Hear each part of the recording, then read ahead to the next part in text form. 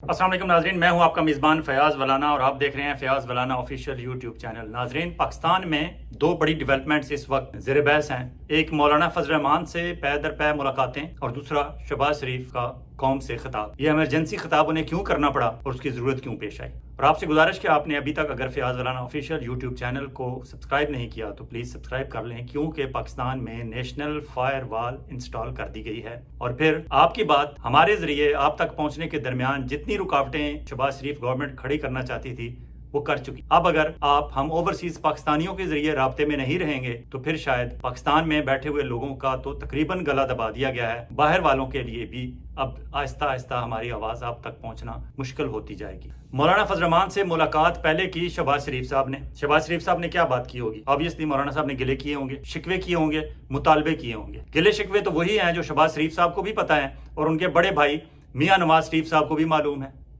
उसमें कोई नई बात नहीं होगी। अलबत्ता जो मुतालबात होंगे, जो शर्तें पूछी होंगी मौलाना साहब से कि मौलाना साहब आप हमसे राज़ी होने के लिए आपका तकाजा आप क्या कर रहे हैं, आप क्या चाहते हैं हम क्या करें कि आप दोबारा हमारे साथी बन जाएं। आप जिस तरह PDM 1 में सरबराह थे PDM 1 के, अब दोबारा आप PDM 2 में भी कोई जिम्मेदारी संभाल लें। मौलाना साहब ने गिलों शिकवों में साफ साफ कहा होगा कि अब सब कुछ बंदर बांट कर चुके, तो अब आपको मेरा ख्याल आया कि मैं भी मौजूद हूँ इस दुनिया में, अब आप मुझे क्या दे सकते हैं। और फिर ऑब्वियसली जब शहबाज शरीफ साहब ने उन्हें बताया होगा कि आपसे पिंडी वाले नाराज़ हैं क्योंकि आप पिंडी वालों के बारे में बहुत सख्त ज़बान इस्तेमाल कर रहे हैं। हमें आपके इमरान खान के साथ जाने पे भी तशवीश है, लेकिन आप जो ज़बान पिंडी वालों के बारे में इस्तेमाल कर रहे हैं chief of army staff general Asim Munir और इस्टेब्लिशमेंट के खिलाफ, वो कोई दुरुस्त नहीं है। इस पे ऑब्वियसली मौलाना साहब ने अपने मुतालबात रखे होंगे। वो मुतालबात शहबाज शरीफ साहब के ज़रिए जब पिंडी पहुँचे होंगे तो फिर पिंडी वालों ने अपना राब्ताकार मोहसिन नकवी भेजा। और ऑब्वियसली मोहसिन नकवी जब वहाँ आएंगे तो सीधी सीधी बात है कि वो पिंडी वालों के बंदे हैं। अब मौलाना फजल रहमान से दोबारा मिलने की फौरी तौर पर ज़रूरत हुकूमत को अगर पेश आती तो शहबाज शरीफ साहब दोबारा जाते, किसी बड़े अपने साथ कोई डेलीगेशन लेके जाते। लेकिन नज़र आ रहा है कि शहबाज शरीफ साहब के हाथ में ना कुछ है ना वो कुछ दे सकते हैं मौलाना साहब को। और मौलाना साहब को अगर कहीं से मिलना भी है फैज़, तो वो रावलपिंडी के ज़रिए ही मिलना है। अब मोहसिन नकवी साहब ने जब आके मिले और उसके बाद मीडिया के रिपोर्टर्स उनसे मिले तो उन्होंने कहा नहीं, मौलाना साहब की तबीयत ठीक नहीं थी। जब तबीयत ठीक ना हो ऐसे माहौल में सियासी बात करना मुनासिब नहीं, मैंने सियासी बात नहीं की। अब मोहसिन नकवी साहब इतने स्पार्ट लहजे से ऐसा साफ झूठ बोलते हैं कि सुनने वाले को भी यकीन नहीं होता। ये कैसे हो सकता है कि पहले मौलाना फजल रहमान साहब इसी शहर में इसी मुल्क में मौजूद थे और दनाते फिर रहे थे, सियासी तौर पर तकारीर कर रहे थे आपके खिलाफ जगह जगह। अब जब ज़रूरत महसूस हुई है तो अब आप उनकी खैरियत दरियाफ्त करने भी पहुंच गए हैं। चलें, अच्छी बात है, आपको खैरियत दरियाफ्त करने की ज़रूरत महसूस हुई, लेकिन जो रास्ता मौलाना साहब खोल रहे हैं और अब अगर आने वाले दिनों में आपने और आपकी इस्टेब्लिशमेंट ने इनको कुछ रिलीफ मौलाना साहब को दे दिया, उनके मुतालबात मान लिए, उन्हें कोई कश्मीर कमेटी का चेयरमैन या कोई और बड़ा ओहदा दे दिया गया या बलूचिस्तान गवर्नमेंट उनके हवाले कर दी गई, जिस तरह के वो कहते हैं कि वहां उनका हक था, अगर उनके झोली में कुछ डाल दिया गया तो फिर ये एक ऐसा रास्ता आप खोल रहे हैं कि फिर शायद और भी लोग इसी तरह बोलना शुरू हो जाएं। फॉर एग्जाम्पल, अगर ये रास्ता खुला तो फिर बलूचिस्तान अवामी पार्टी वाले बोलेंगे और वो इमरान खान के हक में बयानात देना शुरू करेंगे। जो जज साहबान खड़े हुए हैं एस्टेब्लिशमेंट के खिलाफ उनके हक में बयानात देंगे। फिर बाप वालों से जाके पूछना पड़ेगा हाँ आपको क्या चाहिए। फिर उसके बाद काफ लीग वाले खामोश नहीं रहेंगे, उन्हें भी ये रास्ता मिल जाएगा, वो भी यही तरीका अपनाएंगे। और फिर MQM वाले भी यही रास्ता अपना सकते हैं कि वो जजेस के हक में बोलें और इमरान खान और पाकिस्तान तहरीक इंसाफ और सुन्नी इत्तेहाद काउंसिल के हक में हल्के हल्के बयानात देना शुरू कर दें। जब उनके मुतालबात आप पूरे कर लेंगे तो फिर आसिफ जरदारी साहब भी बिलावल भुट्टो को कहेंगे कि शाबाश बेटा, जिस लाइन पे तुम जा रहे हो थोड़े से और उसमें मिसाला डाल दो। तो फिर बिलावल भुट्टो जरदारी साहब के साथ भी आपको दोबारा जाके कुछ मामला तय करने पड़ेंगे। और अगर बात यहाँ तक पहुँच गई तो फिर क्या बाबूजी खामोश रहेंगे? फिर मियां नवाज शरीफ साहब भी बोलना शुरू हो जाएंगे। लेकिन क्या ये कोई बेहतर सूरत है मामला ठीक करने की? यकीनन नहीं। आप खामखा you are beating around the bushes, आप इधर उधर सिर्फ मार रहे हैं, आप असल मामले पे नहीं पहुंच रहे।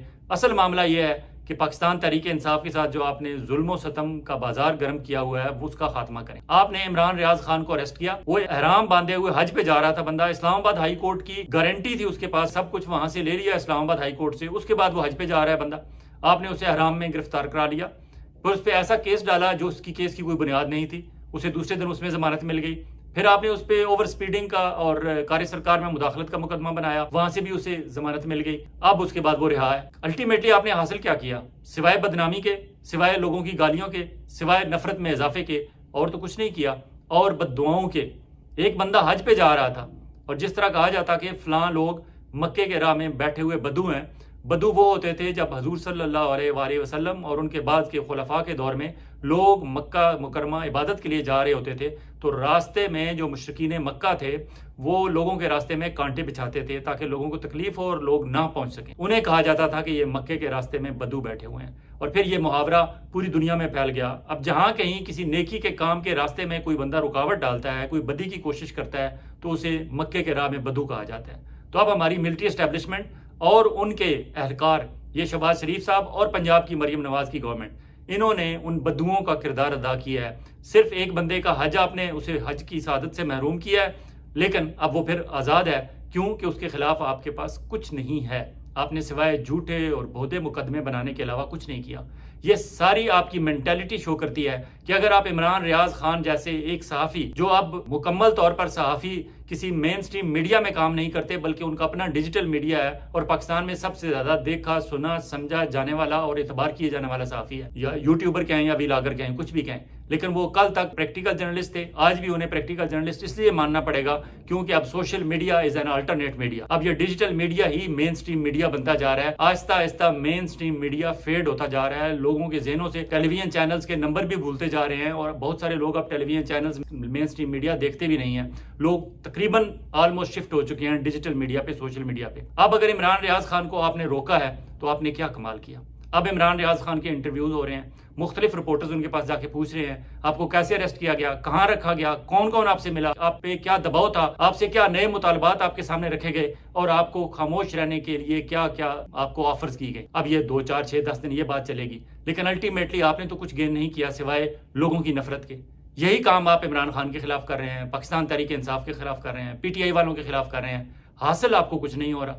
اب اگر مولانا فضل الرحمان صاحب کے آپ مطالبات مانتے ہیں, اللہ کرے کہ آپ مان لیں, حالانکہ مولانا صاحب کے مطالبات آج سے 4 6 مہینے پہلے, سال پہلے شاید اتنے سخت نہ ہوتے. اب مولانا صاحب کو صاف صاف نظر آ رہا ہے کہ اگر وہ عمران خان کے ساتھ جاتے ہیں تو ان کے ساتھ پاکستان بھر کے عوام کی ہمدردیاں ہوں گی, اور الیکشن 6 مہینے بعد ہوں, سال بعد ہوں, 2 سال بعد ہوں, تو وہ عمران خان کے گھوڑے پہ سوار ہو کے کامیابی سے الیکشن جیت سکتے ہیں اور پہلے سے ڈبل ٹرپل تعداد میں قومی اور صوبائی اسمبلی کے حلقے جیت سکتے ہیں.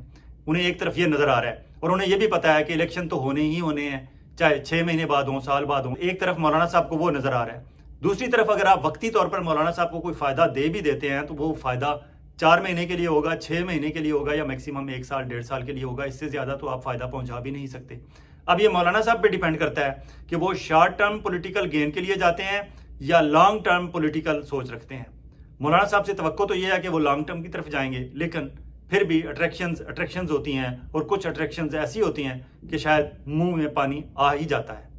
اب مولانا صاحب کا منہ میں پانی دیکھتے ہوئے اگر مولانا صاحب نے ہاں کر دی اور آپ نے انہیں وہ سب کچھ دے دیا جو مولانا صاحب چاہتے ہیں, تو پھر تیار رہیے. مولانا صاحب کے بعد اور بھی بہت سارے اس ملک میں پولیٹیکل لیڈرز ہیں, اور بھی بہت سارے پریشر گروپس ہیں, وہ سارے سر اٹھائیں گے, باری باری اٹھائیں گے, اور آپ سے ایک کے بعد ایک اپنے اپنے حصے کی چیزیں لیتا چلا جائے گا. لیکن کیا اس طرح کار سرکار چل سکے گا؟ شہباز شریف صاحب کب تک سروائیو کر سکیں گے؟ نہیں کر سکیں گے. کیوں کہ یہ سب فیک ہے, یہ سب جیلی ہے, یہ سب وقتی ہے. اگر آپ کی پبلک میں پذیرائی نہ ہو, اگر آپ کے حکومتی فیصلوں اور حکومتی کاموں کے پیچھے پبلک کھڑی نہ ہو, تو انٹرنیشنلی بھی آپ کو اس طرح کا ویلکم نہیں ملتا اور اس طرح کے آپ کو رسپانس نہیں ملتا, اور پھر آپ کی حکومت کے ساتھ وہی ہوتا ہے جو اب ہو رہا ہے. اب میں اجازت چاہوں گا, یہ ولاگ لمبا ہو رہا ہے, شہباز شریف کی تقریر پہ بات کرنی ہے, لیکن اس کے بعد کے ولاگ میں بات کریں. اجازت چاہوں گا. اللہ حافظ.